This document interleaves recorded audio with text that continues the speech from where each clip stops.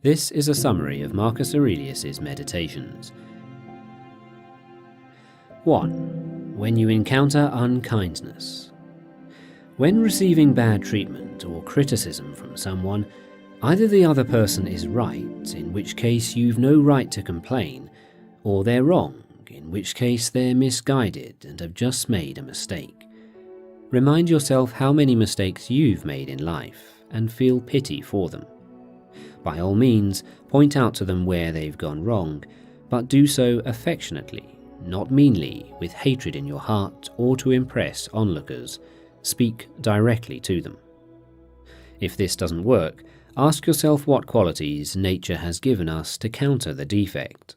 For example, as an antidote to unkindness, it gave us kindness. Put that to use and see what happens.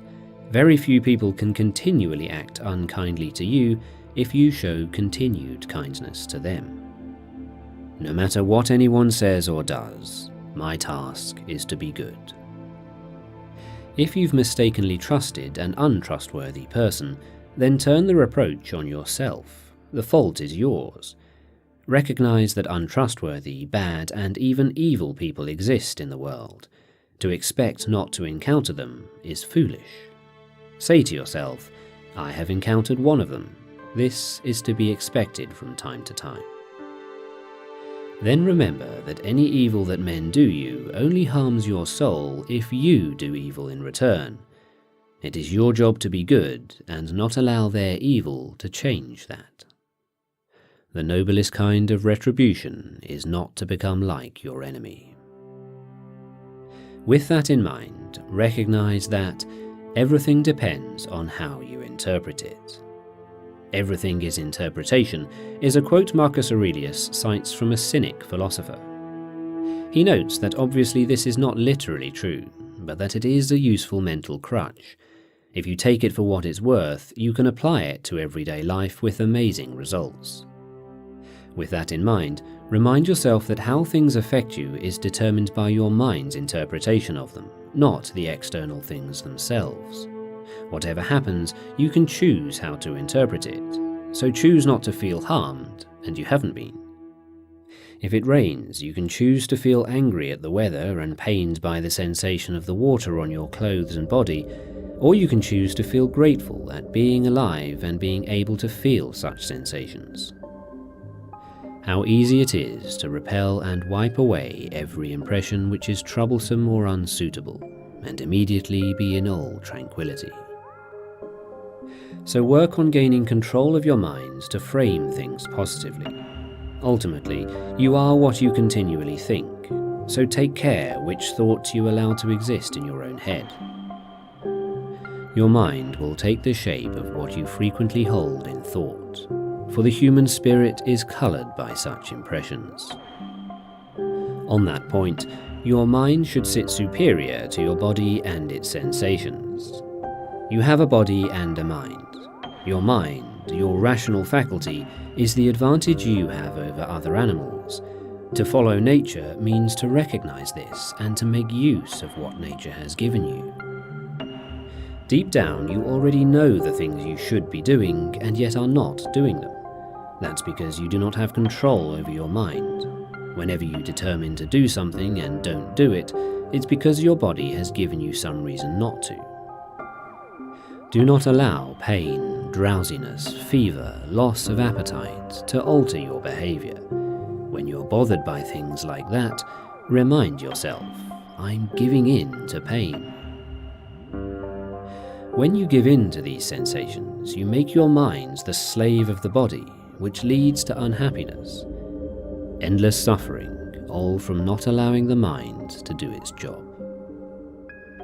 Gain control of your mind. It's only by gaining control that you can begin to act virtuously, and it's only by acting virtuously that true happiness, eudaimonia, will be reached. Once you start to follow reason, the difference will be night and day. Within 10 days, you will appear a god, even to those to whom today you seem a beast or a baboon, if you return to your principles and the worship of reason.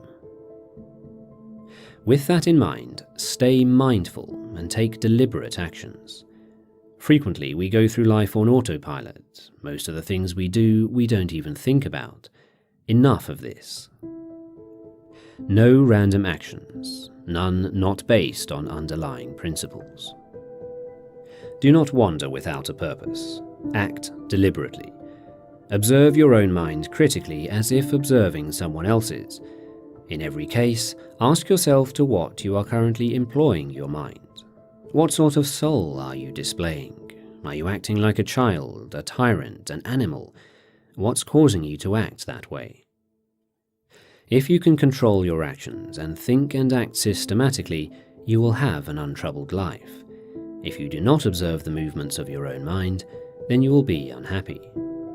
Further, you can find peace from external events at any time by going within your own mind. But do so briefly. Don't retreat from the world. Humanity is born for cooperation, and we are constituted for one another. Do not allow yourself to become angry with those around you, fall into hatred, or give up trying to make a positive difference in society. If you conceive of all rational beings as constituted for one cooperation, then helping other people becomes a joy and not just the right thing to do. Learn to feel affection for other people, even when they make mistakes. You can do so by recognizing they're human too, and we all make mistakes, and that before long they will die, just like you, and that we're all in this together.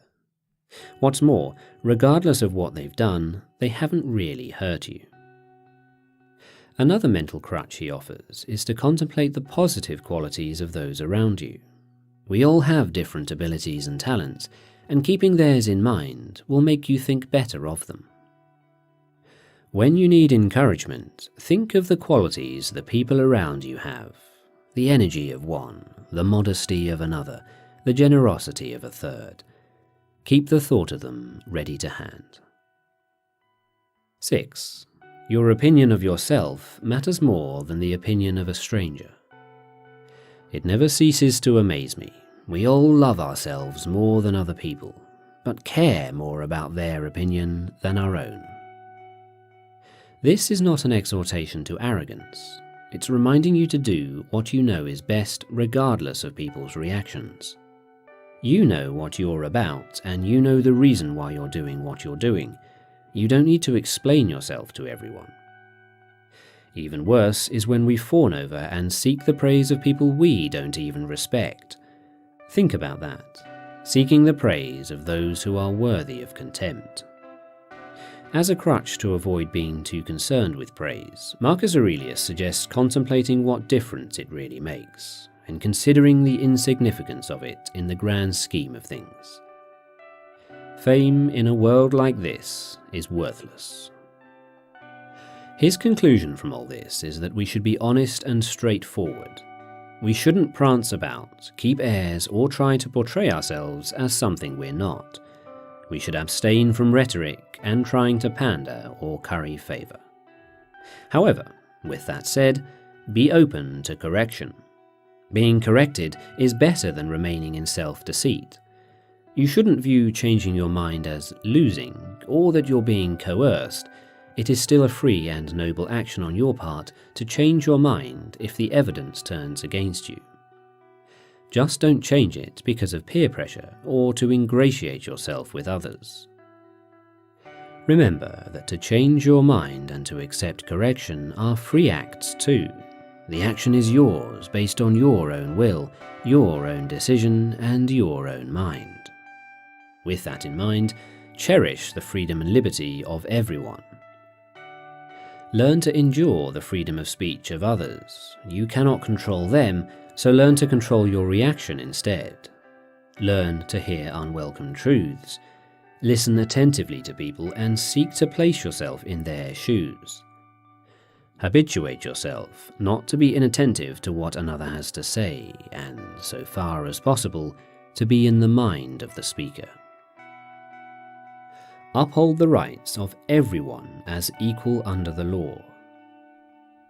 It was from my brother that I conceived of a society of equal laws, governed by equality of status and of speech, and of rulers who respect the liberty of their subjects above all else.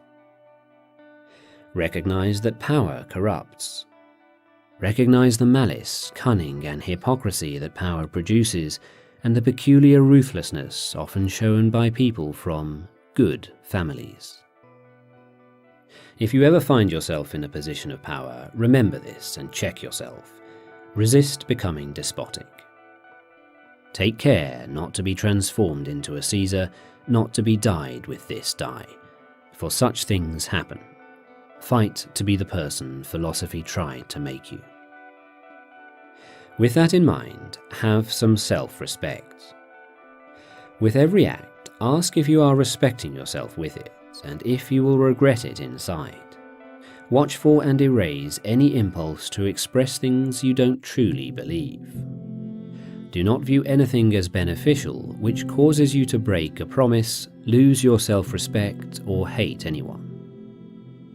When roused to anger, remember that there's nothing manly about giving in to emotion. It's courtesy and kindness that define a human being and a man. He who possesses these qualities possesses strength, nerves, and courage, not the man who is subject to fits of passion and discontent. Make yourself neither the tyrant nor slave of any man. And whatever happens, avoid complaining. Do your job without whining. If you can do the job in front of you, then do it and don't complain. And if you can't, then seek someone to help you and don't feel ashamed. But still, don't complain, not even inwardly to yourself. Frequently in life, the obstacle is the way. If something bad happens, just say, "Good. What new opportunities does this open up?" In the same vein as recognizing how your interpretation of an event can affect whether it hurts you, you can go one step further and ask how your interpretation of it can even benefit you. The mind adapts and converts to its own purposes the obstacle to our acting. The impediment to action advances action. What stands in the way becomes the way. Of course, this is still very much a mental crutch, because had you wanted your car to break down, say, you would have broken it yourself. But now that it has, ask yourself what good you can make come from it. The obstacle becomes the way is a recognition that every event creates new possibilities, and saying to yourself, "Good," when something bad happens, and looking for the new opportunity is a far healthier way of living than complaining about it. There's a great clip from Jocko Willink linked in the video description below that nicely summarizes this.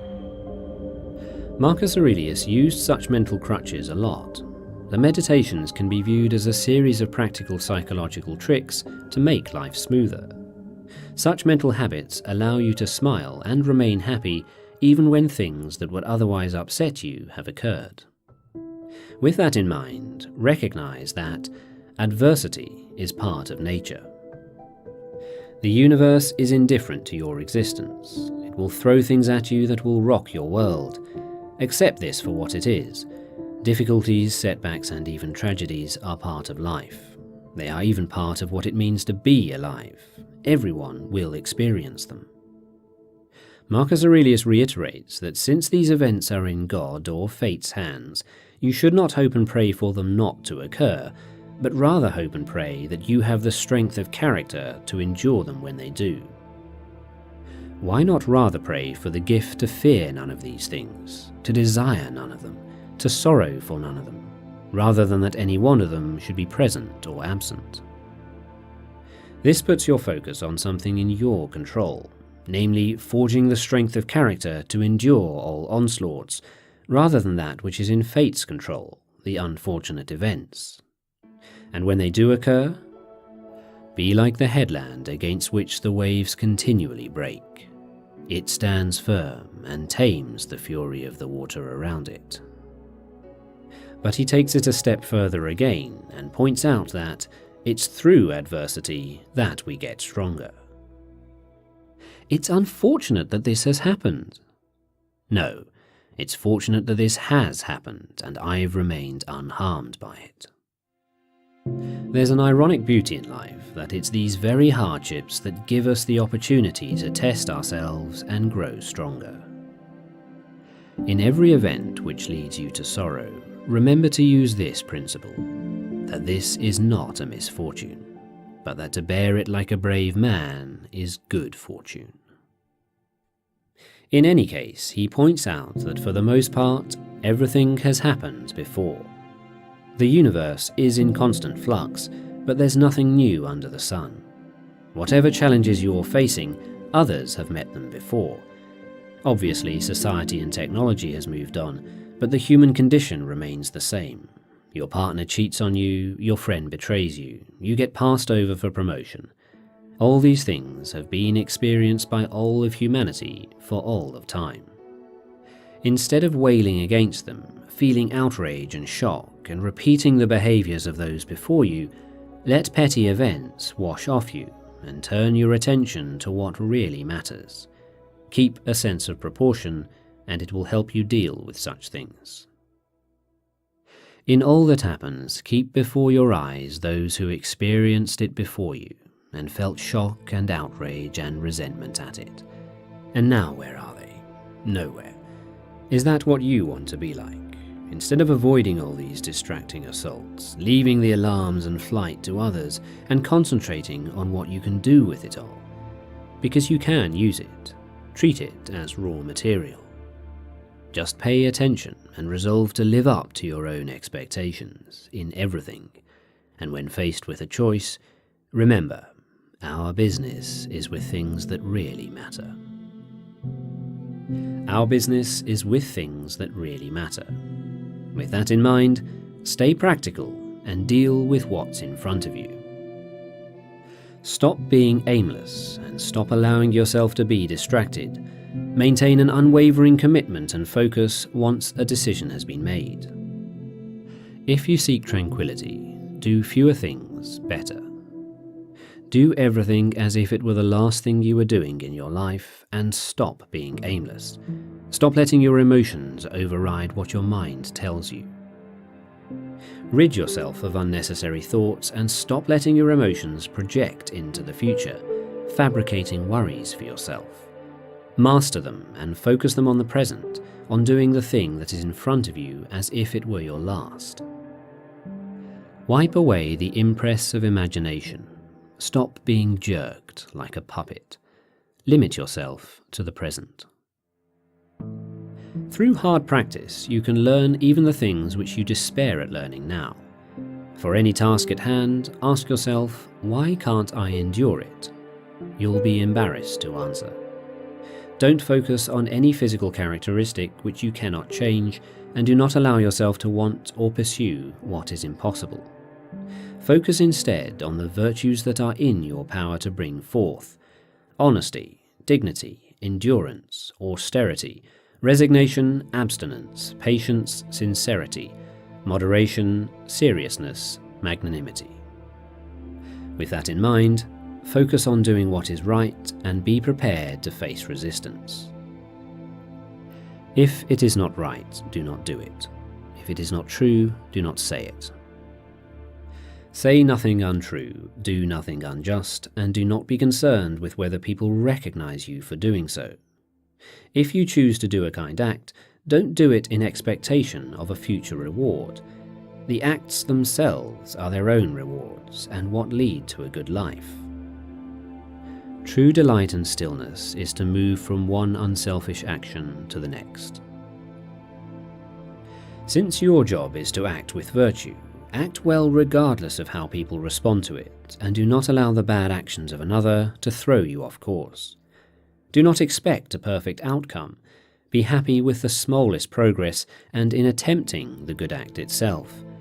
In a sense, if your aim is to always attempt to act well, then even if something immovable falls in your way, you have still succeeded in that aim by attempting. Ambition means tying your well-being to what other people say or do. Sanity means tying it to your own actions. If you're in a position of authority, you may even be hated for your good actions. The important thing is that you are not dissuaded from the right course in search of applause. a king's part, to do good and to be reviled. Teach yourself to desire only to act virtuously, and do not let others hold you back. With that in mind, do your duty and despise cowardice. Stand up straight in life, don't be propped up by others, and do your duty without fear. It's like this, gentlemen of the jury. The spot where a person decides to station himself, or wherever his commanding officer stations him, well, I think that's where he ought to take his stand and face the enemy, and not worry about being killed or about anything but doing his duty. Focus more on whether what you're doing is right or wrong than on the risk it brings you. You are much mistaken, my friend, if you think that any man worth his salt cares about the risk of death and doesn't concentrate on this alone, whether what he's doing is right or wrong, and his behaviour a good man's or a bad one's. Understand that life is short and death comes to us all. That means the time for action is now. Decide once and for all to pursue justice, honesty, courage, self-control, and rational action above all else. Remind yourself how often you have put things off and procrastinated, how many chances you've been given and yet wasted. Remember, your time here is limited. You have one chance and it's running out. Stop seeking approval from others, stop putting things off. Decide today to start taking action. Not to live as if you had endless years ahead of you. Death overshadows you. While you're alive and able, be good. Once you make such a choice, you will cease your internal suffering. You suffer justly because you choose to be good tomorrow rather than today. A mental crutch Aurelius suggested was thinking of the life behind you as already dead, and that from today you're living a new, shorter life. Take this new life and live it properly. Think of yourself as dead. You have lived your life. Now take what's left and live it properly. Also, it is disgraceful for your soul to give up while your body is still going strong. As you age, the chances that you're going to be the next protégé decrease. When young, you may have imagined yourself as a future savant, that you were going to turn pro, win the Olympics, or change the world with your discoveries. Don't let the fact that all that never really panned out dishearten you. You can still focus on building your character and on doing good in the world. Just because you've abandoned your hopes of becoming a great thinker or scientist, don't give up on attaining freedom, achieving humility, serving others, obeying God. And just as you accept the limits placed on your height, accept the limits placed on your life. Death will eventually come for everyone, and fearing the future does nothing but stop us acting bravely today. With all that in mind, practice getting back on track. Life is an obstacle course, and no matter how wise you are, there will be things that will throw you off balance. When this happens, make a point of centering yourself at once before proceeding. The more you practice this, the better you will get. When jarred unavoidably by circumstances, revert at once to yourself, and don't lose the rhythm more than you can help. You'll have a better grasp of the harmony if you keep going back to it. In other words, whatever negative compulsions you've overcome, there will come a time when you fall off the wagon and revert to your old ways. Recognize when this happens and practice pulling yourself back. Don't listen to the voice that tells you to give up because today is a write-off. Not to feel exasperated or defeated or despondent because your days aren't packed with wise and moral actions, but to get back up when you fail. To celebrate behaving like a human, however imperfectly, and to fully embrace the pursuit that you've embarked on. Avoid getting distracted with pride and showing off. Not only does it detract from what you're doing, but the applause you receive is worthless anyway. Pride and outward show is an arch seducer of reason. When you think you're occupied in the weightiest business, that's when it has you in its spell. As such, in all cases, look beneath to see things for what they truly are. A method of lessening the hold things have over you is to look at them for what they really are. Expensive wine is just fancy grape juice. Purple robes, that is the robes worn by the emperor, are just wool dyed with shellfish blood. This applies not only to material things, but to actions and behaviors. Examine men's ruling principles, even those of the wise. What kind of things do they avoid or pursue? Imagine someone's soul stripped bare. What evokes their love and admiration, their vanity, etc.? Now try to imagine whether their disdain can really harm anyone, or their praise help anyone. Do you wish to be praised by a man who curses himself 3 times every hour?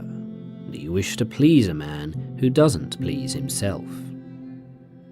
When facing their insults, hatred, or whatever, look at what sort of person they are. You will see that you don't need to strain to impress them, but you should still treat them well, as they are still human. In all cases, speak the truth as you see it, but with kindness and humility. With all that in mind, recognize material wealth is neither a good nor an evil. Wealth in and of itself is not a good or bad thing, it's how you use it. The term goods is a misnomer when used to refer to possessions. It's possible that possessing too many things can make life worse, so they are not in every case goods. Your only true goods are your virtues. Respect your own mind and prize that. Be satisfied in yourself. If you can't stop prizing other things, then you'll never be free. You'll always be envious, jealous, or afraid that someone might come and take things away from you. That said, while those who crave wealth are misguided, so are those who despise it or feel guilt at possessing it, as it has just a stronger hold over them. Better is to learn to not let it have any hold over you. Learn to make use of it when you have it, but be absolutely prepared to let it go. Use it unapologetically, but also without any arrogance. Treat what you don't have as non-existent. Look at what you have, the things you value most, and think of how much you'd crave them if you didn't have them. But be careful. Don't feel such satisfaction that you start to overvalue them, that it would upset you to lose them. With that in mind, express gratitude. Marcus Aurelius spends the entire first chapter of Meditations listing the things he's grateful for learning whilst young. Some of the things which stand out to me and which I haven't already mentioned elsewhere are that I needed to work on my own character, the government of my temper, developing a strong character, generosity, charity, and a sense of humour, the value of investing in education, enduring labour, working with my own hands, and learning to want little. Not to meddle in the affairs of others, and not to have time for slanderers. Not to busy myself with trifling things, or waste time on frivolous matters. To write simply and directly. To endure freedom of speech, and make peace with people I've fallen out with when they're ready. Steadiness of purpose, self-control in not being distracted and not letting emotion cloud judgment. How to receive gifts graciously without losing self-respect or appearing ungrateful, and how to offer praise without making a display. Indifference to superficial honours. Not to use the excuse, "I'm too busy," to get out of doing things. To listen to friends' troubles, show teachers respect, and children unfeigned love. To treat people as they deserve, and possess a readiness to listen to those who have anything to propose for the common good. To refrain from nitpicking and constantly correcting people. To defer to experts when necessary. To display dignity without pretension. And finally, to stop talking about what the good man is like and just be one.